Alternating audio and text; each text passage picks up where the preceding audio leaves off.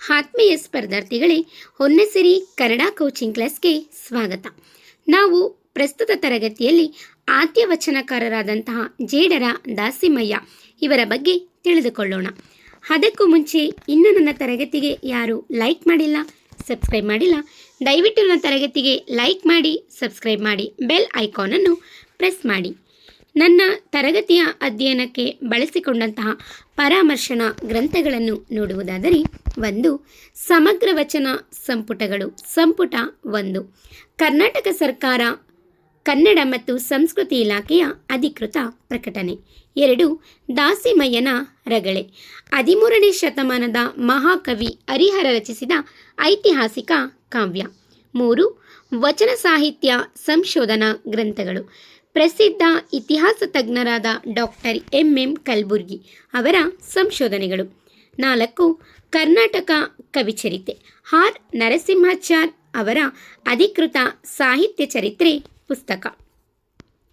ದೇವರ ದಾಸಿಮಯ್ಯ ಅಥವಾ ಜೇಡರ ದಾಸಿಮಯ್ಯ ಇವರ ಬಗ್ಗೆ ತಿಳಿದುಕೊಳ್ಳುವುದಕ್ಕಿಂತ ಮುಂಚಿತವಾಗಿ ಅವರ ಒಂದೆರಡು ವಚನಗಳನ್ನು ನಾವು ನೋಡೋಣ.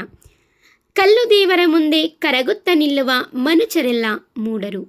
ಈ ವಚನದ ತಾತ್ಪರ್ಯ ಇಷ್ಟೇ: ಮೂರ್ತಿ ಪೂಜೆ ಮತ್ತು ಮೂಢನಂಬಿಕೆಯನ್ನು ವಿರೋಧಿಸುವಂತಹ ಸಾಲುಗಳಾಗಿದೆ ಎಂದು ಹೇಳಬಹುದು. ಮತ್ತೊಂದು ವಚನವನ್ನು ನಾವು ನೋಡೋದಾದರೆ, ಇಹಲೋಕದ ಭೋಗಕ್ಕೆ ನರಲೋಕದ ಅರಸರ ಬೇಡುವುದ ಮಾಣಿಸಿ ಶಿವನ ಬೇಡು. ಅಂದರೆ ಇದರ ತಾತ್ಪರ್ಯ ಏನು ಹೇಳ್ತಾ ಇದೆ ಅಂತಂದರೆ, ದಾಸಿಮಯ್ಯನವರು ರಾಜಶ್ರೇಯವನ್ನು ತಿರಸ್ಕರಿಸಿ ವೈರಾಗ್ಯವನ್ನು ಸಾರಿದಂತಹ ಒಂದು ಪರಿಯನ್ನು ತಿಳಿಸುವಂತಹ ಒಂದು ವಚನವಾಗಿದೆ. ಹಾಗಾದರೆ ದೇವರ ದಾಸಿಮಯ್ಯ ಅವರ ಪರಿಚಯವನ್ನು ನಾವು ನೋಡೋದಾದರೆ, ಕಾಲ, ಅವರು ಜೀವಿಸಿದಂತಹ ಕಾಲ ಮತ್ತು ಅವರ ಹಿನ್ನೆಲೆಯನ್ನು ನಾವು ನೋಡೋದಾದರೆ, ಇವರು ಕ್ರಿಸ್ತಶಕ 11ನೇ ಶತಮಾನದ ಉತ್ತರಾರ್ಧದಲ್ಲಿ ಬದುಕಿದ್ದರು. ಇಷ್ಟರಲ್ಲಿ 11ನೇ ಶತಮಾನದ ಉತ್ತರಾರ್ಧದಲ್ಲಿ ಬದುಕಿದ್ದಂತಹ ವಚನಕಾರರಾಗಿದ್ದರು. ಇದು ಕಲ್ಯಾಣಿ ಚಾಲುಕ್ಯರ 3ನೇ ವಿಕ್ರಮಾದಿತ್ಯನ ಆಳ್ವಿಕೆಯ ಕಾಲವಾಗಿತ್ತು. ಈ ಕಾಲದಲ್ಲಿ ಯಾರು ಆಳ್ತಾ ಇದ್ರು ಅಂತಂದರೆ, ಕಲ್ಯಾಣ ಚಾಲುಕ್ಯರ 3ನೇ ವಿಕ್ರಮಾದಿತ್ಯ ರಾಜನ ಒಂದು ಆಳ್ವಿಕೆಯ ಕಾಲವಾಗಿತ್ತು. ಯಾವುದು? 11ನೇ ಶತಮಾನದ ಉತ್ತರಾರ್ಧದಲ್ಲಿ. ಮುಂದುವರೆದು, ಆದ್ಯ ವಚನಕಾರ ಬಸವಣ್ಣನವರಿಗಿಂತಲೂ ಮುಂಚೆಯೇ ವಚನಗಳನ್ನು ರಚಿಸಿ ಈ ಸಾಹಿತ್ಯ ಪ್ರಕಾರಕ್ಕೆ ನಾಂದಿ ಹಾಡಿದ ಕಾರಣ ಇವರನ್ನು ಆದ್ಯ ವಚನಕಾರ ಎಂದು ಕರೆಯಲಾಗಿದೆ.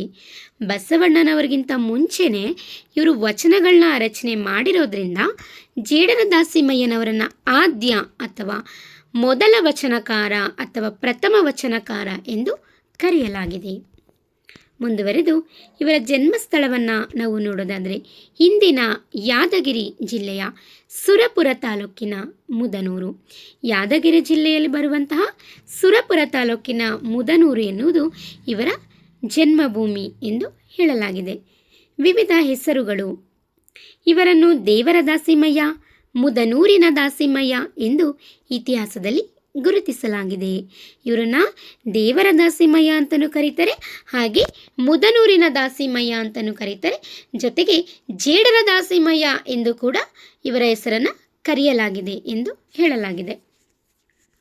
ನಂತರ ಇವರ ತಂದೆ ತಾಯಿ ಪೋಷಕರನ್ನು ನೋಡೋದಾದರೆ, ಜೇಡರ ದಾಸಿಮಯ್ಯನವರ ತಾಯಿ ಶರಣೆ ಶಂಕರಿ ಮತ್ತು ಶರಣ ರಾಮಯ್ಯ ಎಂಬ ಶಿವ ದಂಪತಿಗಳ ಮಗನಾಗಿ ಇವರು ಜನಿಸ್ತಾರೆ. ಮುಂದುವರೆದು, ಜೇಡರ ದಾಸಿಮಯ್ಯನ ಅಂಕಿತನಾಮವನ್ನು ನಾವು ನೋಡೋದಾದರೆ, ಇವರ ಆರಾಧ್ಯ ದೈವ ಮುದನೂರಿನ ರಾಮನಾಥ ಲಿಂಗ. ಇವರ ಎಲ್ಲ ವಚನಗಳು ರಾಮನಾಥ ಎಂಬ ಪದದೊಂದಿಗೆ ಮುಕ್ತಾಯವಾಗುತ್ತದೆ. ಇವರ ಆರಾಧ್ಯ ದೈವ ಯಾವುದು? ಮುದನೂರಿನ ರಾಮನಾಥ ಲಿಂಗ.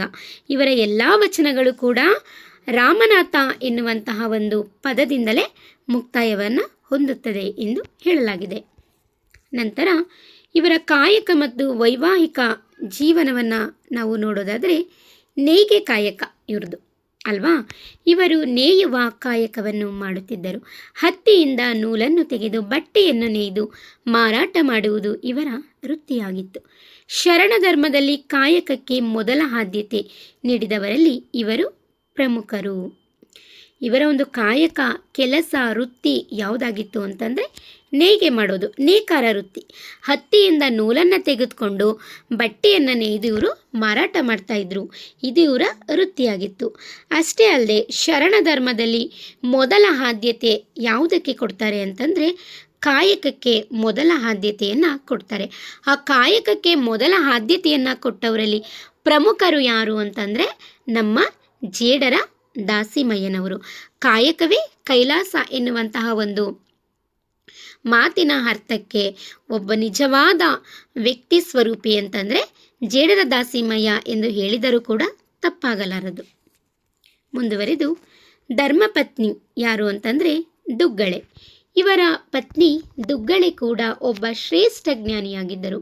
ಪತಿಯ ಕಾಯಕಕ್ಕೆ ಹೆಗಲು ಕೊಡುತ್ತಾ ತಾವು ವಚನಗಳನ್ನು ರಚಿಸಿದ್ದಾರೆ. ದಾಸಿಮಯ್ಯನವರ ಕಾಯಕದ ನಿಷ್ಠೆಯನ್ನು ಪರೀಕ್ಷಿಸಲು ಶಿವನು ಬಂದಾಗ ದುಗ್ಗಳೆಯು ತನ್ನ ಭಕ್ತಿಯಿಂದ ಪವಾಡಗಳನ್ನು ತೋರಿದ ಉಲ್ಲೇಖಗಳಿವೆ. ಇವರ ಪತ್ನಿಯಾರು ದುಗ್ಗಳೆ. ಈ ದುಗ್ಗಳೆ ಸ್ತ್ರೀ ಕೂಡ ಒಬ್ಬ ಶ್ರೇಷ್ಠ ಜ್ಞಾನಿಯಾಗಿದ್ದರು. ಪತಿಯ ಕಾಯಕಕ್ಕೆ ಇವರು ಹೆಗಲು ಕೊಡುತ್ತಾ ಇವರು ಕೂಡ ವಚನಗಳನ್ನು ಇವರು ಕೂಡ ರಚನೆ ಮಾಡಿದ್ದಾರೆ. ಇವರು ಕೂಡ ಅಂಕಿತನಾಮವನ್ನು ಇಟ್ಕೊಂಡಿದ್ದಾರೆ. ಮತ್ತು ಶಿವನು ಬಂದಾಗ ದುಗ್ಗಳೆಯು ತನ್ನ ಭಕ್ತಿಯಿಂದ ಪವಾಡಗಳನ್ನು ತೋರಿಸಿದ ಹಲವಾರು ಉಲ್ಲೇಖಗಳನ್ನು ಕೂಡ ನಾವು ನೋಡ್ಬೋದು. ಮುಂದುವರೆದು ವಚನಗಳ ವೈಶಿಷ್ಟ್ಯತೆಗಳು. ಜೇಡರ ದಾಸಿಮಯ್ಯವರ ವಚನಗಳ ವೈಶಿಷ್ಟ್ಯತೆ ಏನಿದೆ ಅಂತ ನೋಡೋದಾದರೆ ಮೊದಲನೆಯದಾಗಿ ಸರಳತೆ ಮತ್ತು ಸಂಕ್ಷಿಪ್ತತೆ.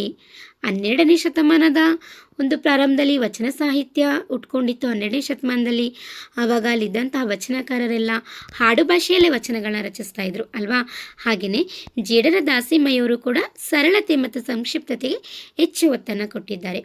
ಇವರ ವಚನಗಳು ಕೇವಲ 3ರಿಂದ 4 ಸಾಲುಗಳಲ್ಲಿ ಇರುತ್ತಿದ್ದವು, ಆದರೆ ಅವುಗಳ ಅರ್ಥ ತುಂಬ ಆಳವಾಗಿರುತ್ತಿತ್ತು.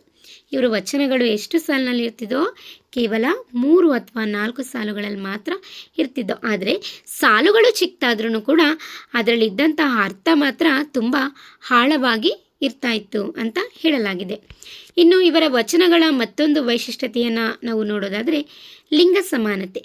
ಗಂಡು ಹೆಣ್ಣು ಇಬ್ಬರು ಸಮಾನರು, ಆತ್ಮಕ್ಕೆ ಯಾವುದೇ ಲಿಂಗಭೇದವಿಲ್ಲ ಎಂಬ ಸತ್ಯವನ್ನು ಜಗತ್ತಿಗೆ ಸಾರಿದರು.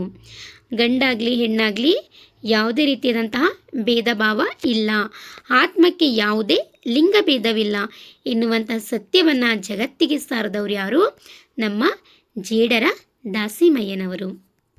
ಮುಂದುವರೆದು ಕಾಯಕವೇ ಕೈಲಾಸ. ಇವರ ವಚನಗಳ ಮತ್ತೊಂದು ವೈಶಿಷ್ಟ್ಯತೆ ಏನು? ಕಾಯಕವೇ ಕೈಲಾಸ. ನಾವು ಮಾಡುವಂತಹ ಕೆಲಸದಲ್ಲೇ ನಾವು ಕೈಲಾಸವನ್ನು ಕಾಣಬೇಕು, ಸ್ವರ್ಗವನ್ನು ಕಾಣಬೇಕು ಅಂತ ಹೇಳ್ದಂತಹ ಮಹಾನ್ ವಚನಕಾರ ಯಾರು? ನಮ್ಮ ಜೇಡರ ದಾಸಿಮಯ್ಯ.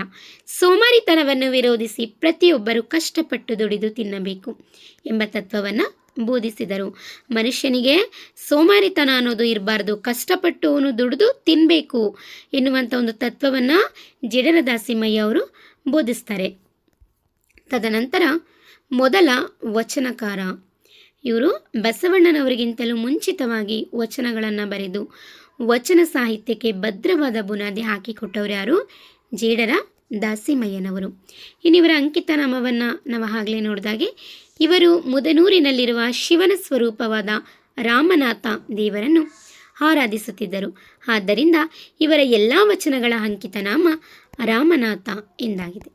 ಇವರ ಒಟ್ಟು ವಚನಗಳನ್ನ ನಾವು ನೋಡೋದಾದರೆ ಸದ್ಯಕ್ಕೆ ಇವರು ರಚಿಸಿರುವ ಸುಮಾರು 176 ವಚನಗಳು ಲಭ್ಯವಿದೆ ಎಂದು ಹೇಳಲಾಗಿದೆ. ಇನ್ನು ಇವರ ವಚನದ ಮತ್ತೊಂದು ವೈಶಿಷ್ಟ್ಯತೆ ತ್ರಿಪದಿಯ ಪ್ರಭಾವ. ಹಳೆಯ ಜಾನಪದ ತ್ರಿಪದಿಗಳ ಅಂದರೆ 3 ಸಾಲಿನ ಪದ್ಯ, ಹಳೆಯ ಜಾನಪದ ತ್ರಿಪದಿಗಳ ಲಕ್ಷಣಗಳು ಇವರ ವಚನಗಳಲ್ಲಿ ಹೆಚ್ಚಾಗಿ ಕಂಡುಬರುತ್ತವೆ. ಇವುಗಳನ್ನು ಸುಲಭವಾಗಿ ರಾಗವಾಗಿ ಹಾಡಬಹುದು ಎಂಬುದು ಇವರ ವಚನಗಳ ಮತ್ತೊಂದು ವೈಶಿಷ್ಟ್ಯತೆಯಾಗಿದೆ ಎಂದು ಹೇಳಲಾಗಿದೆ. ನಂತರ ಕೃತಿಗಳ ಉಲ್ಲೇಖ. ಇವರ ಜೀವನ ಚರಿತ್ರೆಯನ್ನು ಆಧರಿಸಿ ಕವಿ ಹರಿಹರನು ದೇವರ ದಾಸಿಮಯ್ಯನ ರಗಳೆ ಎಂಬ ಕಾವ್ಯವನ್ನು ರಚಿಸಿದ್ದಾರೆ. ನಂತರದ ಕವಿಗಳಾದ ರಾಘವಾಂಕ ಮತ್ತು ಷಡಕ್ಷರ ದೇವ ಕೂಡ ಇವರನ್ನು ಕೊಂಡಾಡಿದ್ದಾರೆ. ಜೇಡರ ದಾಸಿಮಯ್ಯ ಅವ್ರ ಬಗ್ಗೆ ಹರಿಹರ ಕವಿ ದೇವರ ದಾಸಿಮಯ್ಯನ ರಗಳೆ ಎಂಬಂಥ ಒಂದು ಕಾವ್ಯವನ್ನು ಕೂಡ ರಚನೆ ಮಾಡಿದ್ದಾರೆ. ನಂತರ ರಾಘವಾಂಕ, ಷಡಕ್ಷರ ದೇವ ಇವರು ಕೂಡ ದೇವರ ದಾಸಿಮಯ್ಯವರನ್ನು ಕೊಂಡಾಡಿದ್ದಾರೆ ಎಂದು ಹೇಳಲಾಗಿದೆ. ನಂತರ ದೇವರ ದಾಸಿಮಯ್ಯನ 5 ಪ್ರಮುಖ ವಚನಗಳನ್ನ ನಾವು ನೋಡೋದಾದರೆ, ಪರೀಕ್ಷಾ ದೃಷ್ಟಿಯಿಂದ ಈ ವಚನಗಳು ಸ್ವಲ್ಪ ಮುಖ್ಯವಾಗುತ್ತೆ, ನೋಡ್ಕೊಳ್ಳಿ. 5 ವಚನಗಳನ್ನ ನಾನಿಲ್ಲಿ ಮೆನ್ಷನ್ ಮಾಡಿದ್ದೀನಿ. ಇನ್ನು ಹೆಚ್ಚು ವಚನಗಳನ್ನ ನಾನಿಲ್ಲಿ ಕೊಟ್ಟಿಲ್ಲ, ಕೇವಲ 5 ವಚನಗಳು. ವಚನ 1, ಮೊಲೆ ಮೂಡ ಬಂದೆಡೆ ಹೆಣ್ಣೆಂಬರು, ಗಡ್ಡ ಮೀಸೆ ಮೂಡ ಬಂದೆಡೆ ಗಂಡೆಂಬರು, ನಡುವೆ ಸುಳಿವ ಆತ್ಮನು ಹೆಣ್ಣು ಅಲ್ಲ ಗಂಡು ಅಲ್ಲ ನೋಡ ರಾಮನಾಥ. ವಚನ 2, ಒಡಲುಗೊಂಡವ ಹಸಿವ, ಒಡಲುಗೊಂಡವ ಉಸಿವ, ಒಡಲುಗೊಂಡವನೆಂದು ನೀನೆನ್ನ ಜರಿದೊಮ್ಮೆ ನುಡಿಯದಿರ, ನೀನೇನಂತೆ ಒಮ್ಮೆ ಒಡಲುಗೊಂಡು ನೋಡ ರಾಮನಾಥ. ವಚನ 3, ಕಲ್ಲೊಳಗಿರ್ಪ ಕರಕನಂತೆ, ಹಾಲೊಳಗಿರ್ಪ ತುಪ್ಪದಂತೆ, ನಾಲಿಗೆಯ ತುದಿಯಲ್ಲಿ ನುಡಿವ ಭಕ್ತಿಯ ಮೆಚ್ಚುವನೆ ನಮ್ಮ ರಾಮನಾಥ.